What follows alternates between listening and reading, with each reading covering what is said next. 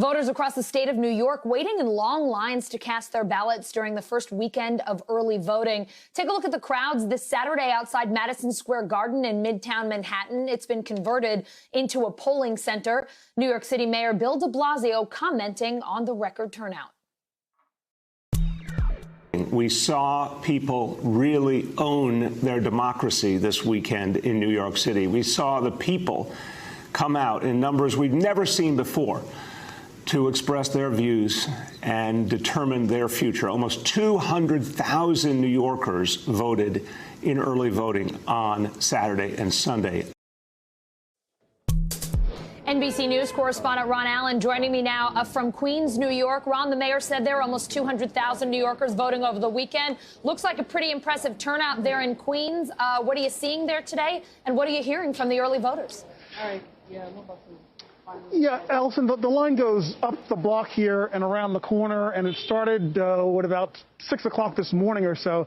It's been this way all weekend. It takes about an hour, most people are telling us, from the start to the finish. The entrance is way up there before people can vote. And why are they here? Because they want to participate. It really seems like voting has become quite a thing this year. People want to get out, and this is the first time that in New York City, New York State, that you can vote early in person in an election. So it's something of an experiment, but people are embracing it. There's a lot of passion. A lot of it's political. A lot of it's feeling of trying to initiate change, to bring about some change.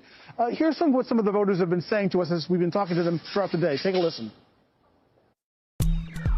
Yeah, we waited about a half an hour. Is that reasonable? That seems reasonable. Yeah, I mean, there are people in this neighborhood who at this polling station waited 2.5 hours on Saturday. And obviously, I think that's voter suppression. We need more places to vote. But this is early voting, and New York is new to this level of early voting. Is a 2-hour, 3-hour wait unacceptable? Why would that happen in New York?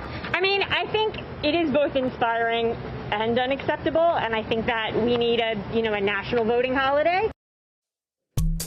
So there's some mixed feelings about a 2-hour wait, a 3-hour wait, which was the case yesterday. Some folks have gone so far as to call it voter suppression. Others are saying it's sort of the system working out the kinks. But the bottom line is that people are voting in unprecedented numbers. They're out here. It's been raining all day. It doesn't seem to matter. This is an area of Elmhurst, Queens, Jackson Heights, Queens. It's not far from what was the epicenter of the pandemic back in the spring and throughout the summer. Lines then, lines now. People are dealing with it. We've seen people with crossword puzzles and books. But as you heard the mayor and the governor also say today, they think there needs to be some changes to the Board of Elections to make this process smoother. During normal times, there are many, many more polling places open, and that will be the case on November 3rd. This, again, is just early voting system. There's a limited number of places to go. That's part of why there are long lines. But the bottom line is a lot of calls to try and make even this, all of it, better, smoother, easier, not harder to vote. Allison? Yeah, Ron, I mean, you said it, early voting is new in New York, but the lines certainly are not. I recall back in 2016 waiting nearly 3 hours to vote on Election Day.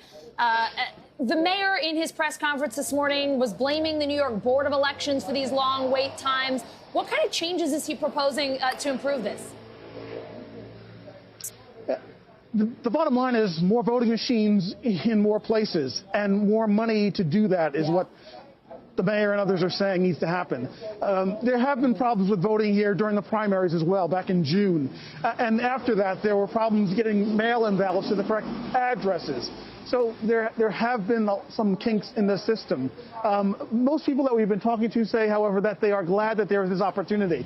For example, it was smart that early voting started on a Saturday and a Sunday, days that people are not working and could get out to vote. A lot of people don't like the fact that you have to vote on a Tuesday in November. That's been discussed across the country. A lot of people have also said that they weren't confident about mailing their ballot to the post office because there have been problems with the post office with regular mail. So people are skittish about that. They don't think there's fraud. They just think it's a system that doesn't always work as efficiently as possible.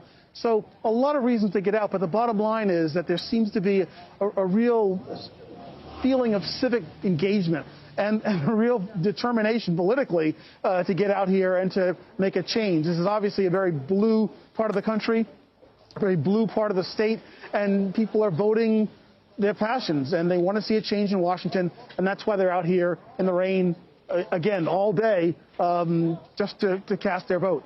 Allison? Ron, I know the lines are frustrating, but as you said, it sure is inspiring to see folks' enthusiasm out there today. Ron Allen in Queens, thank you so much.